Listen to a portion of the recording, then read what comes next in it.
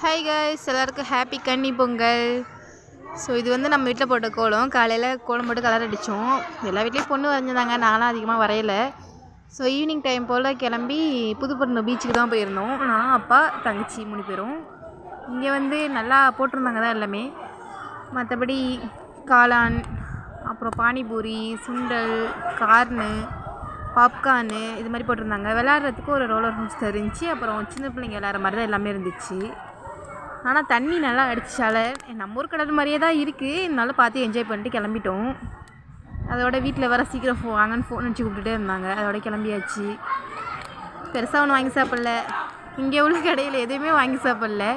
அப்படியே வெளியில் வந்து பன்னீர் சோடாவும் குக்கரையும் வாங்கி சாப்பிட்டு தான் கிளம்புனோம். ஏன்னா அந்த ஃபுட்ஸ் எதுவுமே ஒத்துக்கல. ஏன்னா 2-3 நாளாக பொங்கல் சாப்பிட்டுக்கிட்டே கிடந்ததுக்கு வீட்டில் வந்து அப்புறம் வீட்டில் படைச்சி பொங்கல் வச்சு அப்புறம் பூ எடுத்து கட்டி இங்கே வந்து பொண்ணு கோலம் போட்டிருந்தேன் பாருங்கள்.